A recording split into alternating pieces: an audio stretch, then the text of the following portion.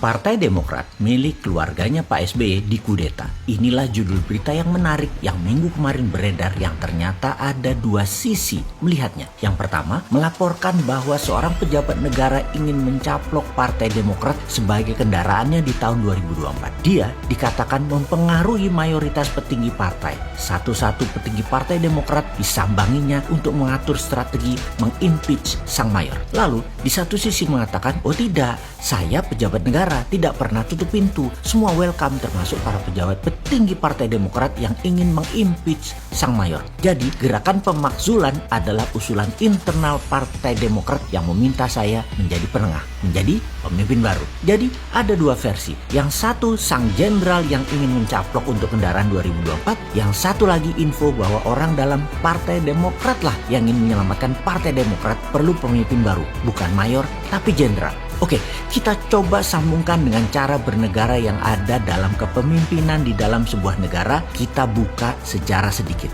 Kita mengawalinya dengan sejarah. Kita menengok sejarah ketika krisis keuangan di tahun 1929 di Amerika yang membuat the Panic of 1930. Money supply dan aktivitas ekonomi turun drastis. Endingnya resesi dunia, the Great Depression. Di saat itu, Indonesia pejabatnya adalah Gubernur Jenderal H.J. de Graaf yang demi mengendalikan stabilitas ekonomi di wilayah Indonesia, negara jajahannya, mereka atau dia merilis Vergader Verbod, agen rahasia dengan misi rahasia, yaitu mengamankan situasi ekonomi dan mengamankan situasi negara. Agen rahasia dikerahkan untuk menjaga stabilitas, untuk menggebuk organisasi radikal non-kooperatif. Sekarang di tahun 2021, krisis pandemi COVID-19 semakin gawat dan akan semakin tidak terkendali kalau banyak organisasi nakal yang tidak sejalan dengan arahan pemerintah. Banyak yang menduga aktivitas ekonomi global akan runtuh, akan mengancam Indonesia. Virus mengakibatkan krisis multidimensi. Negara liberal demokrasi akan remuk, korban semakin banyak. Solusi the Panic of 1930 adalah Vergader Verbod, adalah sentralisme. Sama seperti halnya yang dilakukan oleh Tiongkok dalam protokol melawan COVID, dan bisa jatuhnya ekonomi kalau tidak bisa dikelola dengan baik adalah sentralisasi kekuatan terpusat solusinya. Alibaba dan Jack Ma aja disikat kok, apalagi Partai Demokrat. Beda negara.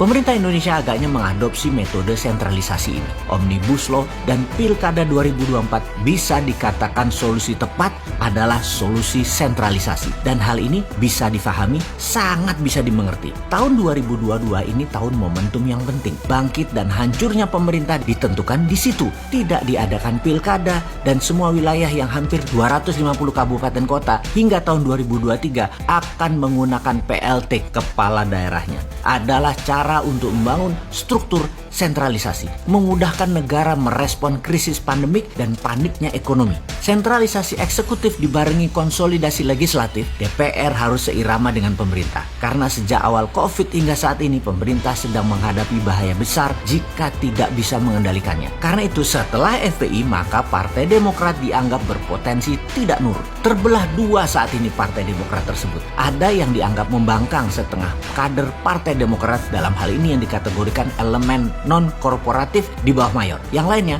mau berkorporatif. Perlu pemimpin baru, yaitu sang jenderal. Yang terjadi saat ini adalah langkah sang jenderal mengakuisisi Partai Demokrat sebagai Vergader Verbod sebelum tahun 2022 demi keselamatan bangsa dan negara. Sebagaimana fakta lapangan saat ini, sebagai partai oposisi, kekuatan Partai Demokrat lebih kuat dibandingkan Gerindra di masa lalu. Tim Cyber Demokrat merger dengan kekuatan sayap kanan dan PKS memiliki potensi bikin gaduh di media sosial yang bisa mempengaruhi rencana sentralisasi kendali ekonomi dan kendali COVID menjadi tidak sesuai rencana besar pemerintah. Itu analisanya. Kekuatan partai yang tidak korporatif ini berbahaya tidak sebanding dengan state capacity. Itu analisa berikutnya. Saat krisis, banyak penguasa negara akan menggunakan hard power, darurat sipil, main gebuk untuk menghadapi gangguan keamanan dan krisis. Sesungguhnya, percuma melawan pemerintah yang legitimate. Itu analisa berikutnya oleh pemerintah saat ini. Merapat ke pemerintah dan mengalihkan leadership dari Mayor Agus kepada Jenderal Muldoko adalah sikap yang cerdas. Itu pun adalah pendapat strategi bernegara sentralisasi. Kaum Sontoloyo bagaimana posisinya? Dalam strategi bernegara,